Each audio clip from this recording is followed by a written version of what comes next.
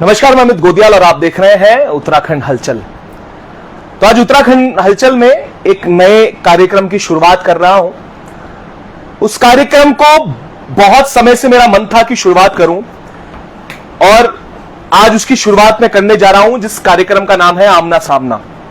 और सबसे पहले जो गेस्ट है, हमारे जो मेहमान है, वो सुराज सेवा दल के प्रदेश अध्यक्ष रमेश जोशी जी हैं। और ये आमना सामना क्यों शुरुआत की गई है, इसके पीछे एक लंबी कहानी है। पर मैं आपको बता दूं कि इस शो में वो तमाम तीखे सवाल किए जाएंगे जिसका जवाब जनता भी सुनना चाहती है। सीधे पहले जोशी जी के पास ही चलते हैं। और जोशी जी ने आज एक कार्यक्रम भी किया और जो लोग लाइव थे उन्होंने देखा भी होगा कि एक राजभवन कूच की। और उसके बाद क्यों मुझे यह कार्यक्रम शुरू करना पड़ा और क्यों मुझे आज सबसे पहले मेहमान रमेश जोशी जी को बनाना पड़ा, उसके पे बात करेंगे। जोशी साहब, आज राजभवन कूच रहा, बड़ी संख्या में लोग जुटे हुए थे, कार्यकर्ता जुटे हुए थे, पर कुछ प्रश्न हैं जिनके जवाब जो है जनता चाहती है। पहला प्रश्न यह रहेगा कि आपने आज जब आप भाषण दे रहे थे, अपने कार्यकर्ताओं को संबोधन दे रहे थे, तो आपने एक आरोप लगाया। वो आरोप था जो युवाओं के नेता हैं और जो लोकसभा के पूर्व प्रत्याशी हैं बॉबी पवार, उनको लेकर आपने कहा कि वो लगातार डीजीपी जो है इस प्रदेश के, उन पर आरोप लगा रहे हैं। ऐसा क्या है कि रमेश जोशी जी जब डीजीपी पर बात आती है तो रमेश जोशी आगे आ जाते हैं? ऐसा क्या कारण है? क्या रमेश जोशी प्रवक्ता है डीजीपी साहब के? सबसे पहले सादर धन्यवाद गोदियाल जी। जब हमने स्वराज की शुरुआत करी थी, उसके बाद जब आपने हमारा लगातार इंटरव्यू लिया, आपने तमाम हमेशा ईमानदारी पर जो चलन चला, आपने हमेशा ईमानदारी और सत्यता पर लड़ाई लड़ी और निष्पक्ष पत्रकारिता करी, जिसका परिणाम ये रहा कि आपको ब्लैकमेलरों के चैनल को छोड़ना पड़ा और अपना ही चैनल बनाना पड़ा। लेकिन देखिए, जो आज आपने प्रश्न किया है कि मैं बॉबी पर जब भी डीजीपी साहब की बात आती है तो मैं उनके एज ए प्रवक्ता की तरह से आप जो मुझ पर कह रहे हैं, मैं खड़ा होता हूँ। देखिए, मैं क्यों खड़ा होता हूँ? क्योंकि मैं उत्तराखंड भूमि का नागरिक हूँ। देवभूमि है ये, माँ हाट कालिका हमारी कुलदेवी है। और मैंने स्वराज जो बनाया है ना, वो सत्य के लिए बनाया है। लोग मुझ पर कई सारे आरोप लगाते हैं, बहुत कुछ कहते भी हैं। अगर मुझे केवल पैसा कमाना हो या मुझे केवल राजनीतिक एक बड़ा बनना हो, तो जिस प्रकार से मेरे पास कार्यकर्ताओं का हुजूम है, मैं कांग्रेस और भाजपा में एक बड़ा पद लेकर के आ सकता हूँ। लेकिन नहीं, न तो राजनीति मेरा मकसद है, न राजनीति मेरा उद्देश्य है, न मुझे राजनीति का बहुत शौक है। अगर मुझे चुनाव लड़ना होता तो बॉबी भाई ने तो लोकसभा की चुनाव लड़ी। मेरा पूरे प्रदेश में इतने कार्यकर्ता हैं कि मैं लगभग एक ठीक ठाक स्तर पर आता, काफ़ी पार्टी फंड के नाम पर पैसे इकट्ठे करता और किसी न किसी, चाहे हरिद्वार हो चाहे अन्य कोई हमारी लोकसभा है, वहाँ एक बड़े जन सैलाब के तौर पर उभरता। लेकिन उद्देश्य कभी राजनीति नहीं, उद्देश्य रही बाला साहेब जी के नक्शे कदमों पर चलना।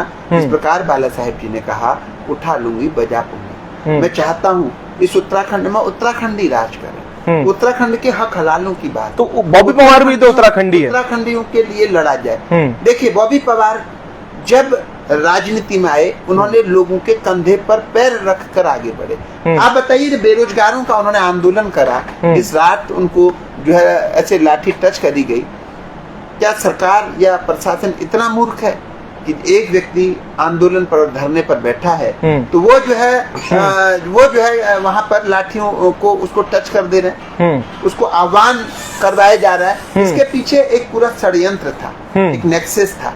इसमें कुछ कांग्रेसी, कुछ एंटी मुख्यमंत्री, लेकिन हमारे जो माननीय मुख्यमंत्री जी हैं, उनकी जो सोच है, जो विचारधारा, उससे मैं कभी प्रभावित नहीं रहा, मैं खुश भी नहीं हूँ। लेकिन चूंकि देवभूमि में हूँ, ईश्वरवादी हूँ, माँ भगवती का स्मरण करता हूँ, ईश्वर से डरता हूँ। बॉबी पवार महासु देवता की सौगंध खा ले और मैं अपने हाट कालिका की सौगंध खाता हूँ। अगर डीजीपी साहब ने कभी जीवन में 1 रुपए की रिश्वत के तौर पर किया, कोई भी ऐसे कृत्य करे हों जिसमें पैसे की बदबू आती है, तो मेरे सारा परिवार, मेरा कुनबा जो है गंगा जी के गर्त में चला जाए। एक ईमानदार अधिकारी हैं। आप ईमानदार अधिकारी को ये कह रहे हैं कि वो उत्तर प्रदेश कैडर के हैं। आप बेरोजगारों की लड़ाई लड़ रहे हैं, अब नहीं लड़ रहे। जब आपने लड़ाई लड़ी, आप बेरोजगारी भर्ती पर आप बात करते हैं, तो आप बताइए, आपको जानकारी होनी चाहिए। आईपीएस कैडर वहाँ का है तो यहाँ पर हो सकते हैं ना। आप जिसकी कि उत्तराखंड कैडर के हैं, यहाँ क्या वो हो नहीं सकते हैं यहाँ डीजीपी? आप बताइए। दूसरी चीज, जब आपने एक आवाज उठाई तो कोई समस्या हम उठाते उसका समाधान भी होते हैं। आप ये बताइए कि अभिनव कुमार साहब को डीजीपी पद से हटा दिया जाए तो किस डीजीपी को उनकी जगह पर कुर्सी दी जाए और वो पूरी ईमानदारी और तन्मयता से प्रदेश को खुशहाल बनाए। आप जिन डीजीपी साहब के बारे में जो आप कहते हैं, आप मुझको कि कानून व्यवस्था चरमरा गई। आप 2000 से लेकर के 2024 तक के इतिहास को उठा करके देखिए। ये जो रिलायंस डकैती कांड हुई, क्या 2009 में नहीं हुई थी? आप देखिए रुद्रपुर में क्या दंगा नहीं हुआ था?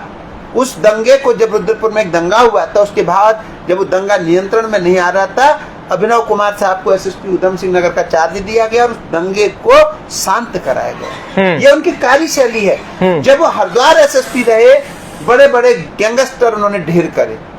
आपने कभी जानकारियां जुटाई? आप करिए। आप जो गलत है, आप निधि यादव थी जो विजिलेंस आज क्लीन चिट दे रही है। मोदी जी की टीम आई, हमारी सरकार ने उनको विजिलेंस में जांच रहते हुए पीसीएस से आईएएस के लिए उनको भेज दिया, रिकमेंड कर दिया। ठीक है। मैंने आंदोलन करा, मैं सचिवालय के बाहर धरने पर बैठा। माननीय मोदी जी की टीम जो आती है, केंद्र की टीम आई, उन्होंने उनको रिजेक्ट कर दिया क्योंकि वो जान गए कि अगर ये हमने आईएएस बना दी तो पूरे देश में भूचाल आ जाएगा और हम गलत काम करने लगेंगे, एक आरोप लग जाएंगे। वो नहीं बनी। उसके बाद हमारे विजिलेंस ने उसकी एक जांच करी और उसको क्लीन चिट दे दी, जबकि शिकायत मैंने करी थी। मुझे बुलाना चाहिए था। मैं बताता उनके क्या क्या कागज पत्र हैं, कहाँ गलतियां हैं, कैसी उनकी प्रॉपर्टी है। नहीं बुलाया गया और उसको क्लीन चिट दे दी। तो गलती डीजीपी साहब की है या सरकार की है या गृह सचिव की है? बताइए आप। गृह सचिव की है ना। विजिलेंस ने सीधे रिपोर्ट दी और उसको जो है आज आईएएस के लिए आप रिकमेंड कर रहे हैं, गलत है। आपने माननीय हाईकोर्ट को भी गुमराह कर दिया विजिलेंस की क्लीन चिट दे करके। उत्तराखंड के इतनी सारी संपदा का जो है सही ढंग से जांच न हो पाना, क्या गलत नहीं है? आप बॉबी भाई, आवाज जब आपने बेरोजगारों की लड़ाई लड़ी, हम साथ थे। आप अगर बेरोजगारों से प्रेम करते तो जिस दिन प्रीतम सिंह जी उस धरने पर आए, अतिथि देवो भव, ये सिखाया जाता है हमें। प्रीतम सिंह जी हमसे कुछ लेने तो नहीं आए, आपके धरने पर आए, आपका साथ देने के लिए आए। जब वो आए तो उनके साथ के अभद्रता होनी चाहिए थी। आपको उनको लेने जाना था। अगर अभद्रता हो रही थी तो उसे रोकना था। लेकिन आपके मन में तो नेता बनने का स्वप्न था। अगर प्रीतम सिंह जी आते, उनकी जय जयकार होती, तो आप नेता नहीं बनते। आपके मन में एक ये बौखलाहट आई और उनकी बेइज्जती आपने करवा दी, जो गलत था। वरना जिस दिन प्रीतम सिंह जी वहां आए, प्रीतम सिंह जी अपने क्षेत्र के इतने अच्छे और कद्दावर नेता हैं, अगर प्रीतम सिंह जी उस धरने में बैठते तो मुन्ना सिंह चौहान जी को इस्तीफा देना पड़ता। बेरोजगारी जो भर्ती थी, इसकी सीबीआई जांच होती और हो सकता है हमारे माननीय मुख्यमंत्री जी को भी इस्तीफा देना पड़ता। लेकिन आपके मन में सोच और विचारधारा बेरोजगारों के प्रति नहीं थी, धन कमाने की थी। आप जिस इंस्टीट्यूट को के लिए लड़ रहे हो या जिसके लिए आपने देहरादून एसएसपी का विरोध किया, मैं आपसे पूछना चाहता हूं। आपका मैंने इंटरव्यू देखा था, आपने कहा था कि जब अजय सिंह जी एसएसपी एसटीएफ थे, आपने उनको दस्तावेज उपलब्ध कराए। मैं आपसे पूछना चाहता हूं कि आप माननीय हाईकोर्ट में आपके लोग गए थे, आपने हाईकोर्ट में भी याचिका दायर की थी, आपने वो सारे प्रपत्र वहां क्यों नहीं लगा और आप क्यों जीते? आप कांग्रेस के जिन विधायक या जिन नेताओं के संरक्षण में आप पढ़ रहे हैं, जो आपको डाटा दे रहे हैं और आप जिनके इशारों पर काम कर रहे हैं, बताइए ये गलत नहीं है? महासु देवता की सौगंध खा दीजिए, अपने परिवार और अपने इष्ट कुल देवी देवताओं की सौगंध खा दीजिए कि आप किसी नेता के शिकार नहीं है। महासु देवता जी न्याय कर देंगे। आप बताइए, आप एक अच्छे डेड ऑनेस्ट व्यक्ति, मैं सौगंध खाता हूं अपने इष्ट की, अपनी कुलदेवी की। अगर डीजीपी अभिनव कुमार साहब ने कभी रिश्वत के तौर पर या कहीं भी गलत काम के लिए 1 रुपया भी लिया तो मेरी बेटी गंगा में बह जाए और मैं उसका कभी मुंह न देखूं। आप बताइए, कि अच्छे व्यक्ति को आप इस प्रकार से जब उसका मनोबल तोड़ने का काम करेंगे, उस पर आरोप लगाने का काम करेंगे, तो क्या डीजीपी साहब इस प्रदेश के लोग को न्याय दिलवाने का काम करेंगे? एक प्लेन और पहाड़ की जो भावना उनके मन में जागृत होगी, हम उत्तराखंडी कहाँ जाएंगे? वो डीजीपी के पद पर है, कोई मामूली से सिपाही नहीं है वो। जब अशोक कुमार जी थे तब आपने इतना विरोध नहीं करा। आज एक ईमानदार अधिकारी यहाँ पर आए, हमारे गृह मंत्री अमित शाह जी का मैं धन्यवाद करता हूँ, वो माननीय मुख्यमंत्री जी ने नहीं दिया उनको डीजीपी साहब को चार्ज। केंद्रीय गृह मंत्री और केंद्र तय करती है कि जो है ये जाएंगे, उनको यहाँ डीजीपी जो बने हैं वो केंद्रीय मंत्री के उस पर बने हैं और उनका कोई बाल भी बांका नहीं कर सकता। सत्य और ईमानदारी की पूजा करने वाले वो अधिकारी हैं। जब जब बात डीजीपी साहब के व्यक्तित्व पर आएगी तो मैं साई की तरह खड़ा होके उनके लिए खड़ा होऊंगा और उनकी सच्चाई और ईमानदारी को तब तब रखूंगा। मैं प्रेस कॉन्फ्रेंस की बात कर लूं जोशी जी, तो उसमें जो प्रेस कॉन्फ्रेंस की गई थी उसमें एक युवक के ऊपर, बिट्टू वर्मा, उस पर मुकदमा लग दिया जाता है, क्योंकि एक कानून, जब नकल विरोधी कानून आया था तो वो बिट्टू वर्मा लिखता है अपनी सोशल मीडिया में, जिसमें वो लिखता है कि कुछ भर्तियां चल रही है, उसमें फिजिकल या उसको लेकर जो नंबर की इस तरीके की बात है उस पर मुकदमा दर्ज कर लिया जाता है। इसको लेकर भी बब्बू कुमार बोलते हैं। सवाल यहां पर यही है कि आखिर जो उन्होंने मुद्दे उठाए हैं उस प्रेस कॉन्फ्रेंस में, क्या वो गलत थे या आप उसे गलत मानते हैं? मैं आपको बताता हूं, एसएसपी जितने भी 13 जनपदों में एसएसपी माननीय मुख्यमंत्री जी ने रख रखे हैं ना, डीजीपी साहब के उनको मॉनिटर कर सकते हैं। एक एसएसपी को डीजीपी साहब फोन करेंगे और उसी को माननीय मुख्यमंत्री जी फोन करेंगे, तो मुख्यमंत्री जी ज्यादा पावरफुल होते हैं या डीजीपी ज्यादा पावरफुल होते हैं, आप बताइए। एक एसएसपी किसके दिशा निर्देशों पर काम करेगा? डीजीपी साहब की जो मानवता है, जो डीजीपी साहब का नियंत्रण, आप बताइए। आज जीवा गैंग सक्रिय है क्या? सुशील मुच गैंग सक्रिय है क्या? आप बताइए। ठीक है, जो डकैती यहाँ पर हुई, खुली तो सही ना, आज तक के इतिहास में वो डकैती नहीं खुली थी कभी, जो रिलायंस डकैती हुई थी। भविष्य में अभी वो चार्जशीट नहीं, उसकी बरामदगी भी होगी। आप बताइए, जो हरिद्वार में लूट हुआ, क्या उस पर पुलिस काम नहीं कर रही है? अगर वो लूट नहीं खुला तो डीजीपी साहब का फेलियरपन है। आप बताइए, आज यहाँ पर राठी गैंग सक्रिय हो रहा है क्या? आज यहाँ पर जीवा गैंग सक्रिय हो रहा है क्या? आज यहाँ मुख्तार गैंग सक्रिय हो रहा है क्या? यहाँ आज क्या ब्रजेश सिंह गैंग सक्रिय हो रहा है क्या? आज धनंजय सिंह गैंग सक्रिय हो रहा है क्या? यह तमाम सुशील मुच गैंग सक्रिय हो रहा है? या मुझे बता दीजिए, क्या कोई भी अंडरवर्ल्ड का कोई डॉन सक्रिय हो रहा है? लॉरेंस बिश्नोई ने पूरे देश में तहलका मचा करके रखा, मुंबई तक में। आप बताइए, उत्तराखंड में क्या लॉरेंस बिश्नोई गैंग को की जड़ें जमने का नाम ले रही हैं? अगर ये गैंग सक्रिय होते और उत्तराखंड में इस प्रकार के बड़े गैंग आते हैं और बड़े गैंगस्टर पनपते हैं, तो हमारे डीजीपी साहब का फेलियरपन है। आप आरोप लगाते हैं कि एक व्यक्ति ने अपनी फेसबुक पर डाली, तो एक बात बताइए, जिस एसएसपी ने लिखा होगा उनको भी तो सीएम साहब को जवाब देना होगा।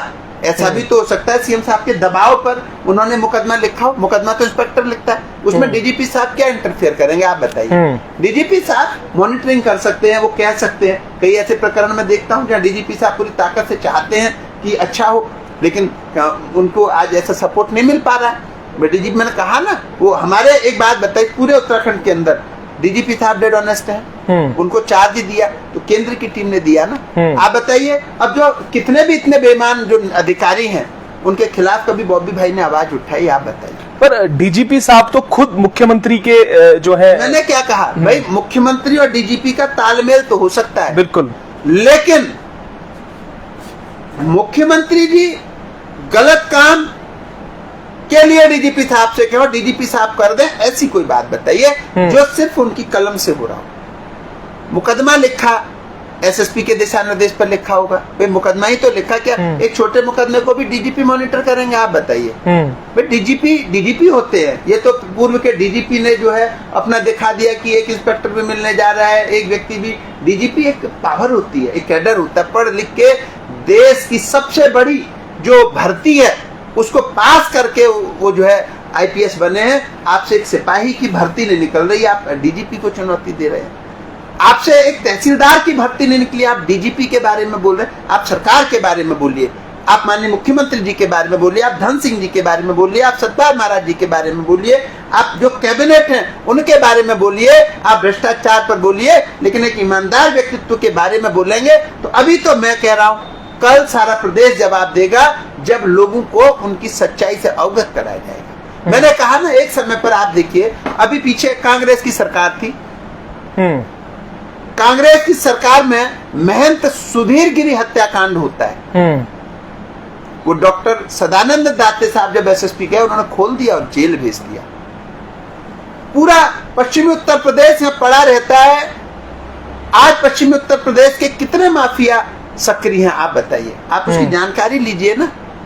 अधजल गगरी छलकत जाए, आपको ये पता है कि केवल बोल देना है, एक दबाव बनाने के लिए, ये दिखाने के लिए कि मैं डीजीपी को चुनौती दे सकता हूँ। डीजीपी साहब अगर अपने पे आ गए तो हरिद्वार में बड़े बड़े नेताओं का करियर खत्म कर दिया सच के लिए। उनका इतिहास जानिए पहले, और वो आपको छेड़ेंगे नहीं। अभी आप डीजीपी साहब के लिए बोल रहे हो, आपने बोल दिया, उनकी सेहत पर क्या फर्क पड़ रहा है, लेकिन अगर उनके दिल में एक बार लग गई तो इसका फर्क हमारे उत्तराखंडियों पर पड़ेगा। प्लेन पहाड़ की जो भूमिका, आप कुछ करेंगे नहीं, क्योंकि आपने आज तक एक मुद्दा उठाया, बाद में चुप हो गए।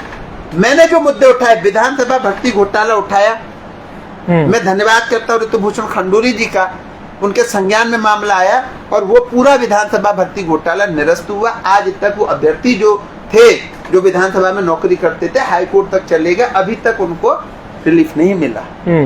तो आप आवाज उठाओ ना। आप आज आपने एक प्रेस करी, प्रेस करके क्या होगा, आंदोलन करिए ना। आंदोलनों से देखिए हमारा देश आजाद हुआ। खाली प्रेस करने तो हर नेता प्रेस करता, आंदोलन करे, कई बार जेल गए, कई जो है लोगों ने अपनी बलिदान दिए, तब जाकर के वो जो है क्या नाम कहते हैं, तब जाकर के देश आजाद हुआ। उत्तराखंड जो आंदोलन है, उत्तराखंड खाली प्रेस करने से उत्तराखंड बन जाता क्या? उत्तराखंड आंदोलनों की भूमि है।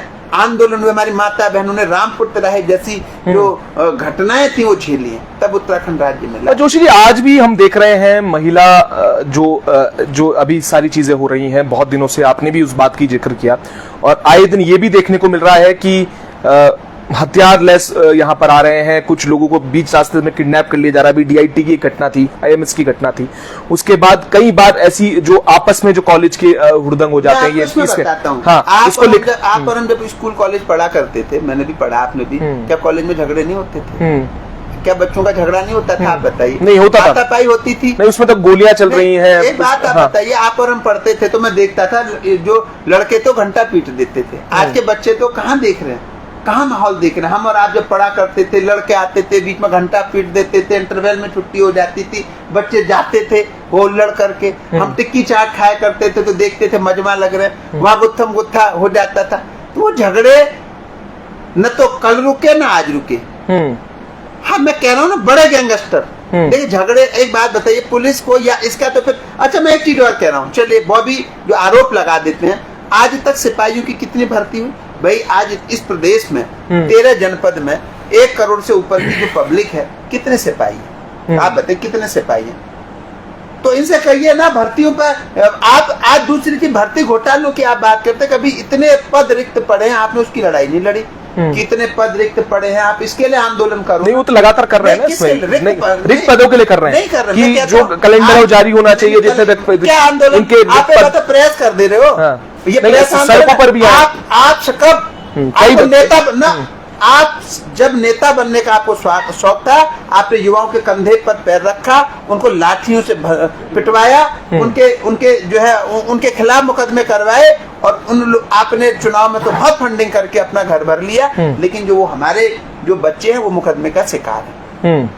वो एक पूरा नेक्सस था। उसके बाद मुकदमा तो बॉबी पवार पे भी हुआ है भाई। आप नेताओं पे तो मुकदमे होते रहते हैं, मुझ पे तो इतने सारे मुकदमे, क्या फर्क पड़ रहा है? पत्रकार हैं, आप पे भी मुकदमे होंगे भाई। नेता तो मुकदमों की देन है ना, मुकदमों से तो नेता बनते हैं। लेकिन वो युवा जिन्हें नौकरी करनी थी, उन्हें क्यों नहीं मतलब वो करा? आज आप विधायक सांसद लड़े, आप बताइए आपने कितनी, अब विधानसभा की लिस्ट की, ये विधायक बनेंगे, आपके साथ जो बच्चे 10 लड़के लड़ रहे, क्या आप उनकी विधानसभाओं में उन्हें कह रहे हैं तुम अपनी विधानसभा में मेहनत करो? आपने पार्टी में इतना फंड इकट्ठा करा, आपने अपने लड़कों को किसी को दिया, आपने अपने किसी लड़के को कोई दुकान खुलवाई, आपको चुनाव लड़ना था, आपने अपना जो है वो भेजा सब जगह कि इसमें फंड डाल दो, मेरी मदद कर दो, लोगों ने करा, बहुत सारा फंड आपके पास आया। आप बताइए उस फंड में से आपने चुनाव में लड़े, अपने लोगों को, युवाओं के रोजगार के लिए दुकानें खुलवा देते। पर सवाल इसलिए यही, आप बोलते फंड की बात कर रहे हैं, सरकार के प्रेशर में आप बोलते हैं कि मुकदमे हो जाते हैं बॉबी पवार पर और तमाम चीजों पर, तो अब ये सवाल है कि अगर फंड प्रेशर में नहीं, सरकार अगर उन पे फंड आया है तो कहां से उसकी जांच क्यों नहीं हो जाती? सरकार क्यों नहीं जांच कर लेती उनकी? सरकार की जरूरत क्या है? सरकार को उस बॉबी से, मैंने क्या कहा, सरकार का विरोध कीजिए, गलत का विरोध कीजिए, सही का विरोध करेंगे तो झेलना पड़ेगा भाई। सरकार, एक बात बताओ, सरकार को मतलब ही नहीं है, सरकार जानती है बॉबी अब आगे भाई। इस बार जो लोकसभा चुनाव हुआ, वो सारे प्रतिद्वंदियों ने एक दूसरे को डाउन करने के लिए लड़वाया। विधानसभा का चुनाव आ रहा है ना 27 में, हाथ कंगन को आरती क्या, पढ़े लिखे को फारसी क्या भाई। आज आपने अपने साथ जो बेरोजगारी के लड़के थे, जिन्होंने आपके साथ कंधे से कंधा मिला के योगदान दिया, आपने कितने लड़कों को आप ब्लॉक प्रमुख की तैयारी करवा दें? आपको एक कैलेंडर, आप जो कैलेंडर की आपने अपनी राजनीतिक कैलेंडर जारी करते ना, मेरे साथ 10 लड़के 24 आवर रहे, धरनों में रहे, भाई ये फला विधानसभा से भूपेंद्र कोरंगा है वो जो उसमें कुमाऊं के है वो लड़ रहे हैं। नहीं, मैंने क्या कहा, भूपेंद्र कोरंगा ठीक है, भूपेंद्र कोरंगा लड़ रहा है। तो एक बात मुझे और बताइए, चलिए बागेश्वर से भूपेंद्र कोरंगा लड़ रहे हैं, वो तैयारी उन्होंने कर दी, वो खुद में जांबाज लड़का है। भूपेंद्र कोरंगा खुद में जांबाज लड़का है, खुद में प्रभावशाली लड़का है, और खुद में उसका अपना वजूद है कुमाऊं के अंदर भूपेंद्र कोरंगा का। वो कोई बॉबी के उससे नहीं लड़ रहा, न उसे बॉबी लड़वा रहा। बॉबी के अंदर जितनी ईगो प्रॉब्लम है, और बॉबी अभी नेता नहीं बना, किसी का फोन नहीं उठाता है, पूछ लीजिए। आप मेरी बात समझ रहे हैं ना। और जिस दिन नेता बन गया, वो तो उमेश कुमार जी का भी गुरु बनेगा। अब आप बताइए उमेश कुमार जी के, अब हम नहीं, मैं ठीक है। अब इसलिए भी दूसरा ये है क्योंकि इस पर बड़ी लंबी चर्चा है। बॉबी पवार का जो जिस तरीके से आप कह रहे हैं कि वो डीजीपी साहब पे जो आरोप लगाते हैं, उसको लेकर आपने काफी चीजें बताई। आपने कहा ठीक है, इसका एक पहलू तो यह है, पर दूसरी सबसे बड़ा मुद्दा जो आज रैली में भी रहा, आज आपकी उसमें, वो उमेश कुमार रहे। उमेश कुमार जो खानपुर विधायक है, उनको लेकर आप कहते हैं कि कई आरोप आपने उन पे लगाए। सबसे पहली चीज है, आपने एक मुद्दा उनका लिया गढ़वाली और कुमाऊनी भाषा को, और उनपे जब ये सवाल पूछा गया, उन्होंने फेसबुक वॉल पे भी ये किया, लिखा है कि हरिद्वार के कुछ जो युवा थे वो उनके पास आते हैं और ये कहते हैं कि वो उन्हें परेशानी होती है क्योंकि ना तो हमारी कहीं सिलेबस में कुमाऊनी और गढ़वाली भाषा है, ना तो ऐसा है, तो इसमें बड़ी हरिद्वार के लोगों को बड़ी समस्या, इसलिए उन्होंने मुद्दा उठाया। बताइए, आज की तारीख में मेरी भी रैलियां हो रही हैं, मेरी भी सभाएं हो रही हैं, और उमेश कुमार जी तो विधायक है वहां जी। उमेश कुमार जी भी रैलियां कर रहे हैं। उन्होंने जब चुनाव लड़ा नॉमिनेशन में, कितनी पब्लिक थी आप बताइए? काफी संख्या थी। कितनी थी? 1000-1500 मुझे लगभग। मैं कह रहा हूँ 1000-1500 से ज्यादा तो नहीं थे। स्वराज सेवा दल हर 15 दिन में कार्यक्रम कर रहा है। कभी लक्सर में रैली निकलती है, कभी यहाँ कैंडल मार्च होते हैं, कभी यहाँ पर जो है विधानसभा घेराव होते हैं, कभी राजभवन कूच होता है, कभी किसी मुद्दे को लेकर के गांधी पार्क से लेकर के जन सैलाब सड़कों पर उमड़ता है, और निरंतर बिन नागे के आंदोलन स्वराज कर रहा है। 1, 1.5, 2, 2.5, 3, 4, 5 हजार आदमी रहते हैं ना। वो भी तो उत्तराखंड मूल के, हरिद्वार के, देहरादून के, हल्द्वानी के, रुड़की के, लक्सर के, यहाँ के है ना। मेरे कार्यकर्ताओं को तो आज तक कोई आपत्ति नहीं हुई। मैंने आज भी हरिद्वार से कार्यकर्ता थे, बिल्कुल, देहरादून से कार्यकर्ता थे, उत्तराखंड मूल की बात करी, मूल निवास की बात करी, भू कानून की बात करी। मेरे किसी कार्यकर्ता को आपत्ति नहीं। आप उत्तराखंड में रह रहे हैं, आप यहाँ की संस्कृति नहीं अपनाना चाहते, आप यहाँ को यहाँ की बोली भाषा से प्रॉब्लम है, आपने यहाँ के नेताओं की स्टिंग करके पैसे कमाए। आज आप गुप्ता बिल्डर पर आप आरोप लगा रहे थे कि उसने सरकार गिराने के लिए 500 करोड़ रुपए दिए। आपने सरकार गिराने के लिए कितने लिए? आपने तो स्टिंग भी करी थी। आपने गुप्ता बिल्डर पे जो बात कही कि सरकार गिरा देंगे विधानसभा में, आपको शर्म नहीं आई? जो आप विधानसभा में कह रहे हैं, आप क्या बोल रहे हैं आपको पता नहीं? आपको सीएम साहब से मिलकर कार्रवाई क्यों नहीं करवाई आपने? विधानसभा में एक प्रश्न था, आज विधायकों का एक प्रश्न है कि सरकार गिराने के लिए 500 करोड़ रुपए गुप्ता बिल्डर वो तैयारी कर रहे हैं। ये कोई प्रश्न है? ये कोई सवाल जवाब है? इसका हमसे क्या मतलब है? आम जनता से क्या मतलब है? मैंने गुप्ता बिल्डरों का विरोध किया क्योंकि उत्तराखंड के सिख को उनकी वजह से आत्महत्या करनी पड़ी, जिसमें उनका नाम आया। मैंने विरोध करा और मैं आज भी तैयार हूँ, और भविष्य में कभी हमारी चलेगी तो हम दिखाएंगे उत्तराखंड में कानून व्यवस्था। लेकिन उमेश कुमार जी, आज उत्तराखंड में कुमाऊनी और गढ़वाली भाषा अनिवार्य हुई, तो आप बताइए इस बार पीसीएस में उत्तराखंड के ज्यादा लोग आए नहीं, ज्यादा लोग सेलेक्ट हुए नहीं, वरना उत्तराखंड में 13 जनपद में से देखिए, एक मैं धन्यवाद करता हूँ जो हरिद्वार में डीएम थे, धीराज गर्भयाल साहब। धीराज गर्भयाल साहब ने उत्तराखंडियों को जो दिया, कोई दे नहीं सकता है। कई जिलाधिकारी आए, कई जिलाधिकारी चले गए। टिहरी विस्थापित को देखिए जो न्याय दिलवाया उन्होंने उस कॉलोनी को, टिहरी विस्थापितों को जो न्याय दिलाया, आज तक कोई दिला पाया? लोग केवल पैसे कमाने में मगन है। आज तमाम सारी जो हरी भरी जो खेती की कृषि भूमि है उसे खत्म कर दिया जा रहा है, और उस पर जो है पूरा जो अकृषि भूमि बना दी जा रही है। लेकिन धीराज गर्भयाल साहब ने पौड़ी रहे वो पार्क बनाया, नैनीताल रहे उन दुकानों के शटर पर टूरिस्ट प्लेस देखते हुए जो उन्होंने कार्य किया, वो उसके बाद हरिद्वार आए, उन्होंने टेहरी विस्थापितों को जो न्याय देने का काम करे, से न जाने कितने उन्होंने कार्य करे।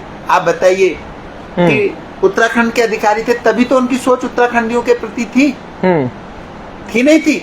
आप बताइए जो बाहर के अधिकारी हैं वो यहाँ आ रहे हैं, उनको यहाँ की संस्कृति का पता नहीं, यहाँ की भौगोलिक स्थिति का पता नहीं, यहाँ की हमारे बोली भाषी का पता नहीं, वो हमारे लिए क्या कर सकते हैं? एक सूत्री कार्यक्रम पैसे कमाने तो रहेगा।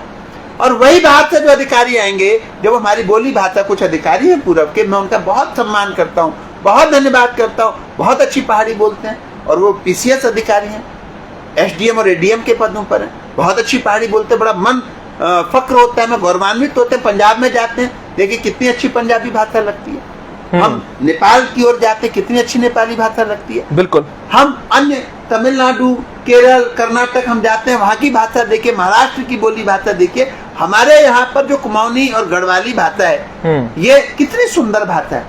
इसे तो सीखनी चाहिए ना, जो विरोध कर रहे हैं। जो एक बात बताइए, जो बच्चे हमारी कुमाऊनी और गढ़वाली भाषा नहीं सीख सकते, क्या वो पीसीएस और आईएएस क्वालिफाई कर सकते हैं? मैं तो बहुत आसान बात है, हिंदी से मिलती जुलती बात है, उसको सीखने में तुम्हें आफत है। तुम अंग्रेजी सीख रहे हो, अंग्रेजी जो विदेशी भाषा वो सीख रहे हो, तुम हमारी कुमाऊनी और जो है गढ़वाली भाषा से शर्म, उससे परहेज है, हमारी संस्कृति से तुमको परहेज है, तो तुम उत्तराखंड में रह क्यों रहे हो?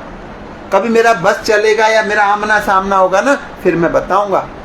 उत्तराखंड में रहना होगा तो उत्तराखंडी कहना होगा, उत्तराखंडी भाषा सीखनी होगी, उत्तराखंडियों के लिए सोचना होगा। वैसे तो अब उनका भविष्य अंधकार में है।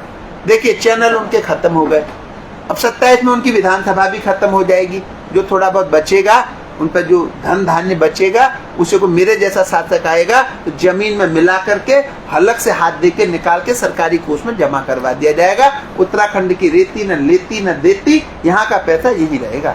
अच्छा, एक सवाल है, आप कह रहे हैं कि बाहर के अधिकारी आते हैं, बाहर के लोग आते हैं, वो उत्तराखंड के लोगों के बारे में कहते हैं। अभी एक हाल ही में एक बड़ा मामला हुआ है, पत्रकार योगेश डिमरी, जिनके साथ बहुत बड़ी घटना हुई, मारपिटाई उनकी हुई, ये भी एक लॉ एंड ऑर्डर का सवाल था। उसके साथ साथ सबसे पहले व्यक्ति, अगर मैं कहूं पहले विधायक रहे, जिन्होंने ये कहा कि उन्हें हायर सेंटर रेफर कर दिया जाए और उसका जितना खर्चा होगा वो खुद वहन करेंगे। तो ये अपने आप में बड़ी बात है कि जब इस तरीके के व्यक्ति डिमरी, जो योगेश डिमरी जी हैं, उनके लिए आगे आए, तो इस पुष्प में क्या बोलेंगे? डिमरी के लिए आगे नहीं आए।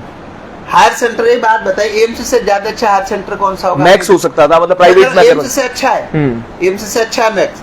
एम्स मैक्स के लोग तो एम्स में उनको जगह नहीं मिलती, एम्स जाने के लिए तरसते हैं, वेटिंग है वहाँ। पीजीआई हो गया, एम्स हो गया, हायर सेंटर जो आप कह रहे हैं, आप इससे ज्यादा कहाँ हायर सेंटर करेंगे?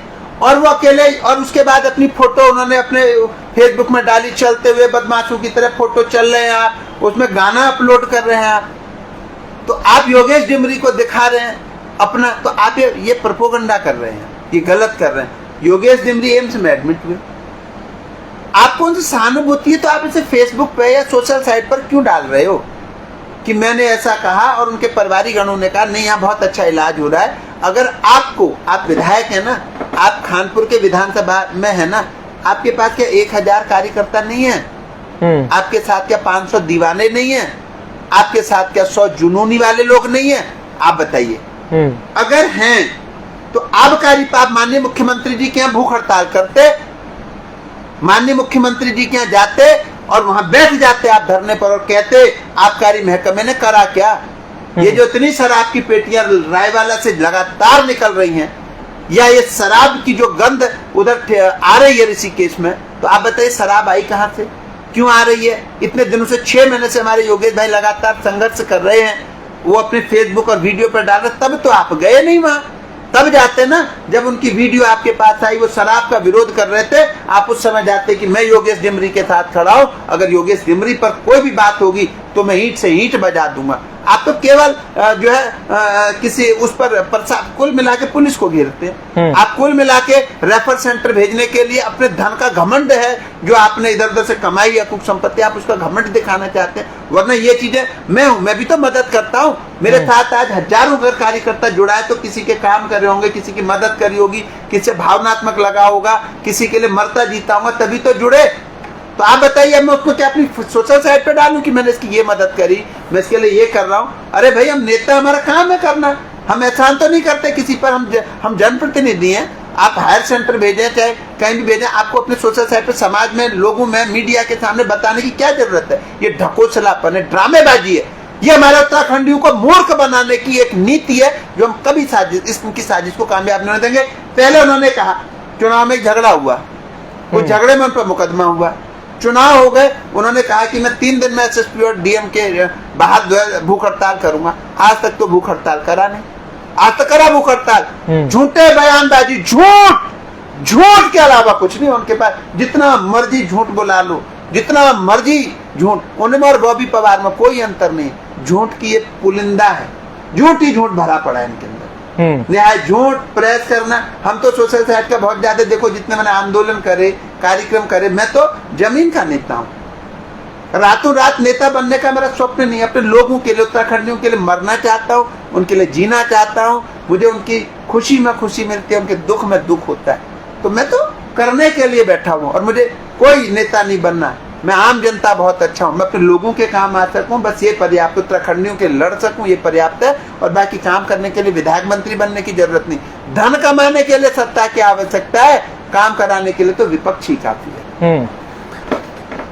सवाल यहाँ पर यह भी है कि हरिद्वार के जो खानपुर विधानसभा के लोग हैं, उनका कहना है कि जो विधायक हैं वो अच्छा कार्य कर रहे हैं, उनके लिए हमेशा तत्पर खड़े रहते हैं, और कई अन्य चीजें जो उनके बारे में लिखी जाती है, सोशल मीडिया के माध्यम से भी पता चलती है, उनकी क्षेत्र में पता चलती है। तो ऐसा क्यों है? आप मेरे साथ चलो जरा गादर होना, आपको मैं सर्वे कराता हूँ। गादर भाई, हरिद्वार में तो मैं काफी काम करता हूँ, सक्रिय हूँ। आपको मैं गादर होना में नालियां दिखाऊंगा, खानपुर विधानसभा में नालियां दिखाऊंगा। मैं आपको गाँव के अंदर लेके जाऊंगा, खानपुर के गाँव के अंदर मैं आपको वहाँ की पब्लिक से रूबरू कराऊंगा। अरे 10 लोगों को तुमने पैसे देके खिला पिला के बुला करके उनसे बाय बाय करवा ली, तारीफ करवा ली, अपनी फोटो खिंचवा ली, उसे सोशल साइट पर डाल दिया। ये काम होता है? काम दिखता है? आपने कौन सा, आप एक बात बताइए, किस एम्स के लिए आप वहाँ लड़ रहे हो?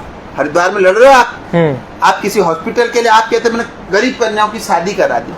अरे आप जितना आप हमको दिखाने की कोशिश करते थे, मैं तो एक एम्स बन जाए वहाँ। आपने कभी वहाँ स्कूलों की लड़ाई लड़ी कि भाई सरकारी स्कूलों में? मैंने सरकारी स्कूल से पढ़ी, आज मैं लीडर हूँ ना। आपने भी शायद सरकारी स्कूल से पढ़ा होगा। तमाम जो है लोगों ने सरकारी स्कूल से पढ़ा, जो आईएएस पीसीएस हैं, आईपीएस यूपीएस हैं सरकारी। और ये कितने हमारे घिल्डियाल जी जो आईएएस थे, देखिए उनकी वो और उनकी वाइफ, वो तो प्लेन वालों ने मिलके उनको केंद्र भेज दिया समय से पहले, वरना आज वो देहरादून या हरिद्वार के डीएम होते। कितना अच्छा उन्होंने काम करा। पहाड़ी अधिकारी हैं, जैसे मैंने धीराज गर्भियाल का उदाहरण दिया, आपको मैंने घड़ियाल जी का उदाहरण दे रहा हूँ। ऐसे कई और अधिकारी मैं आपके को बताऊंगा। तो देखिए, इस उत्तराखंड में ये ड्रामेबाजों को यहाँ से भगाना है, अच्छे ईमानदार सुलझे हुए नेता लाना है। भाजपा की भी मजबूरी है। हम कहते तो हैं भाजपा डबल। देखिए आज जो हमारे अमित शाह जी हैं, उनको उत्तराखंड में नेता किसको लाए? वो सोचते भाई सरकार तो चलानी है ना, सरकार तो बनानी है ना। भाई सरकारों में उनको जो लग रहा है कि ये बेस्ट है, उसे लाते हैं वो। लेकिन मजबूरी हो रही है उनकी। आपकी और मैं जैसा कोई ईमानदार नेतृत्व जिस दिन मिलेगा, उत्तर प्रदेश को योगी जी दिए नहीं दिए? योगी जी ने उत्तराखंडियों के को जो सम्मान कराना, वहां नाम कर दिया उत्तराखंडियों का। करा नहीं करा बताइए आप? और योगी जी जब तक रहेंगे वो इस देश के प्रधानमंत्री भी बनेंगे, मैं दावा करता हूँ। मेरी गारंटी, पक्की गारंटी है। ठीक है, जो सब आखिरी सवाल कमेंट्स पे ले लेते हैं, क्योंकि कमेंट्स में वही चीज जो मैं आपसे पूछ रहा था। लोगों का कहना यह है कि ये टांग खिंचाई है, और इससे सीधा असर यह पड़ता है कि बॉबी पवार एक भारी मतों के साथ, चाहे वो हार भी गए, पर लोगों का कहना है उन्होंने दिल जीता है। तो क्या इस वजह से जो रमेश जोशी है उनकी टांग खिंचाई कर रहा है? और बॉबी का कोई जो है एक तालमेल नहीं है। मतलब बॉबी और मेरा कोई अपना स्टेटस नहीं है। मैं न तो विधानसभा की, आपने कहीं किसी विधानसभा से सुना कि मैं विधानसभा से तैयारी कर रहा हूँ? ठीक है, पब्लिक का कभी प्रेम स्वराज को मिल गया और स्वराज के लोगों ने चुनाव लड़ दिया, वो एक कभी बहुत दूर का विषय है। लेकिन मेरा और बॉबी का क्यों? एक बात बताइए, बॉबी की मैं मदद करने के लिए तैयार हूँ, आज भी हमारा छोटा भाई है। लेकिन आप देखिए प्रीतम सिंह जी, वो केवल मैंने कहा हरीश रावत जी की तो उन्होंने कभी विरोध नहीं करा। हरीश रावत जी का विरोध करा उन्होंने कभी? हरीश रावत जी के कभी काले कारनामे, उन्होंने हरीश रावत जी के समय पर क्या हुआ कभी बोला? उनकी बेटी जो रेणुका रावत है हरिद्वार से, कभी उस विधानसभा में घूमे वो? अनुपमा रावत कभी उस विधानसभा में घूमे वो? आप बताइए, कभी वो और विधानसभाओं में, कांग्रेस की उन विधानसभाओं में गए वो जहां जहां कांग्रेस की विधानसभा है? कलियर में कभी गए वो? या हमारे कुमाऊं की तरफ वो किसी कांग्रेसी विधानसभा के यहाँ गए जहां कांग्रेस की सरकार है? या हमारे गढ़वाल में कहीं कांग्रेस की कोई, जहां से कांग्रेस प्रत्याशी विधायक है, वहां कभी गए? चकराता तो जाते हैं वो। चकराता क्यों? प्रीतम सिंह जी क्यों? अगर प्रीतम सिंह जी का वो विरोध इसलिए करते हैं क्योंकि प्रीतम सिंह जी एक बहुत अच्छे नेता है, बहुत अच्छे विधायक है। उन पर कभी आपने प्रीतम सिंह जी पर कभी कोई आरोप सुना? कभी प्रीतम सिंह जी पर कोई आरोप लगा? उन्होंने, उनके जो पिता रहे हैं स्वर्गीय गुलाब राय जी, वो कितनी बार विधायक और मंत्री रहे। प्रीतम सिंह जी मंत्री और विधायक और मंत्री रहे। आने वाले भविष्य में कांग्रेस में मुख्यमंत्री की दौड़ में वो शामिल है। आप मुझको बताइए, उनके अलावा बताइए कांग्रेस की किस विधायक का विरोध करा उन्होंने? वो एक गुट के साथ है ना, प्रीतम लॉबी और दूसरी लॉबी, वो दूसरी लॉबी के साथ है। वो लॉबी प्रीतम जी को डाउन करने के लिए इसको फंडिंग कर रही है। वहीं इंस्टीट्यूट में कुछ लोग मुजफ्फरनगर, बागपत, यहाँ के आकर के उसको सपोर्ट कर रही है। अगर आपको विरोध करना था तो मैं कह रहा हूँ सारे का करते ना। आप एक एक विधानसभा का कांग्रेसी क्षेत्रों में जाते, आप कहते जी ये कांग्रेस का विधायक और यहाँ ये कमियां। अब भाजपा के एक एक विधायक के जाते 70 विधानसभाओं में, एक चक्राता, एक डीजीपी, दो ही लोग का तो विरोध है, बाकी तो क्या है भाई? डीजीपी का विरोध करना, इससे माननीय मुख्यमंत्री जी का विरोध करना मजबूरी है उनकी, मुख्यमंत्री जी से शुरू होगी। वरना आप मुझे बताइए उसके अलावा उनका विरोध क्या है भाई? बाकी तो प्रेस कर दी, ज्ञापन दे दिया, जो सभाएं हो रही हैं वहां पर चले गए, उसकी रैली में शामिल होकर के अपने आप को जिंदा रखना है। वरना तो आप आंदोलन करिए ना, आंदोलनों में हम साथ होंगे, अच्छे और सच्चे आंदोलन करिए, हम साथ हैं। एक आखिरी सवाल है कि फिर से वही सवाल, एक व्यक्ति पूछ रहे हैं कि अगर कोई कार्रवाई करनी है तो पुलिस करे, डीजीपी साहब के प्रवक्ता बनके ये क्यों बोल रहे हैं? मैं इसलिए ये बार ये प्रश्न इसलिए कमेंट में यही है कि ये वो पूछ रहे हैं कि आप क्यों बोल रहे हैं जोशी जी, क्या लगता है? मैं बता रहा हूँ, आज डीजीपी है ना, अगर उनके मन में एक बाबे, अभी तो डीजीपी हैं वो, बिल्कुल 2032 तक डीजीपी रहेंगे वो। अगर आप एक ईमानदार जो डेड ऑनेस्ट अधिकारी है उसके मन में नफरत पैदा कर देंगे तो हम उत्तराखंडियों का बेड़ा गर्क कर देंगे। भाई अगर एक डीजीपी को, एक बेईमान आदमी कहो बेईमान है, चोर है, एक डेड ऑनेस्ट आदमी, उसके प्रति जब आप गलत करेंगे तो उनके मन में नफरत के भाव पैदा होंगे उत्तराखंडियों के प्रति। कोई प्लेन का आदमी उनकी बुराई करता है, मैं मौन रहता। हमारे पहाड़ का एक नेता, हमारे पहाड़ का एक आदमी अगर एक ईमानदार अधिकारी की बुराई करेगा, वो भी डीजीपी साहब की, तो उनके मन में एक नफरत होगी। अच्छा कर पाए न कर पाए, लेकिन अगर उत्तराखंडियों के प्रति एक बार उनके मन में आ गया कि उत्तराखंडी मेरी टांग खींच रहे हैं, तो सारे अधिकारियों को दिशा निर्देश करेंगे। और हम लोगों के जितने भी लोग हैं, वो स्कूल में चाहे बच्चे पढ़ रहे हों, भाई पुलिस के हाथ में बहुत सारी चीजें होती हैं, बहुत पावर होती है पुलिस के हाथ में। तो वहां पर वो एक बार उनका निर्देश जारी हो जाएगा तो एक भेदभाव पैदा हो जाएगा। मैं चाहता हूं उत्तराखंड के लोगों को न्याय मिले, उत्तराखंडियों को बिल्कुल सहज तरीके से, शांति प्रदेश है, नफरत के भाव न पैदा हो। भाई कोई गलत है गलत कहिए, सही है सही करिए। अब फिर डीजीपी, भाई आप जनपद में कोई घटना हो जनपद को कहिए ना, आप सीधे डीजीपी को, या तो मुख्यमंत्री या जनपद। भाई डीजीपी बड़े बड़े गैंगस्टरों के लिए बने, बड़े बड़े भाई एसएसपी के ट्रांसफर के लिए वो रिकमेंडेशन ही तो कर सकते, कर तो नहीं सकते। एसएसपी डीजीपी का डायरेक्ट ट्रांसफर कर सकते हो, रिकमेंड कर सकते हैं। उसे करना ना करना माननीय मुख्यमंत्री जी का विवेक है। तो माननीय मुख्यमंत्री जी को आप टारगेट करिए, सरकारों को आप टारगेट करिए, जो गलत काम हो रहा है उनका आप विरोध करिए, लेकिन एक अच्छे और ईमानदार व्यक्तित्व के बारे में कहेंगे तो प्रदेश में एक खाई पैदा हो जाएगी, जिसका कहीं ना कहीं उत्तराखंडियों को भोगना पड़ेगा। एक कमेंट आ रहा है कि एक दिन उमेश कुमार इस प्रदेश के मुख्यमंत्री होंगे, उसको लेकर क्या कहेंगे? मैंने क्या कहा, जो ये लोग हैं ना उमेश कुमार प्रदेश के मुख्यमंत्री होंगे, तो ये बहुत गलत कह रहे हैं। इन्हें तो सीधे सीधे ये कह देना चाहिए कि आने वाले भविष्य में उमेश कुमार जी तो मुख्यमंत्री बनेंगे, मैं इस देश का प्रधानमंत्री बनूंगा। ये खुद जो कमेंट लिख रहे हैं, मतलब आदमी कुछ भी लिख रहा है, सोशल साइट पर लिख दे रहा है। इनसे कहिए जरा आइए एक आंदोलन में शरीक होइए और उमेश कुमार जी के ओएसडी बन जाइए। भाई जिससे लोकसभा का चुनाव नहीं जीता गया, वहां पर जो 50-60-70 हजार वोटों पर सिमट के रह गए, वो प्रदेश के मुख्यमंत्री बनाएंगे, क्या संभव है? और आने वाले 27 में तो प्रदेश से हमारे जैसे युवा आएंगे आगे, इनको हम प्रदेश के बॉर्डर पर छोड़ के आएंगे, गाजियाबाद के रहने वाले उन पहुंचा के आएंगे। तो बहुत शुक्रिया जोशी जी। और ये एक नए एक चैप्टर की शुरुआत हुई है, एक नए शो की आमना सामना, जिसकी पहल आज से हो गई है। रमेश जोशी जी पहले मेहमान इस पहले कार्यक्रम में थे और तीखे सवाल इसलिए भी थे कि क्योंकि कई लोगों का कहना यही था और लगातार जब रैली में जोशी जी ने ये बात की है उसके बाद लोगों के यही प्रश्न आए हैं जिनका जवाब आज जोशी जी ने दिया है। अब देखना है कि आगे क्या, और ये जो टांग खिंचाई की बात करने वाले लोग हैं कितने संतुष्ट हुए हैं, या जिन्होंने जो प्रश्न किए हैं उनके जवाब उन्हें मिले हैं या नहीं, या जितने लोग देख रहे थे उन्हें क्या लगता है, ये तमाम आप लोग अपने जो अनुभव रहा इस पूरी लाइव को देखकर उसे शेयर करके भी बताइएगा, कमेंट करके भी बताइएगा, लाइक करके भी बताइएगा।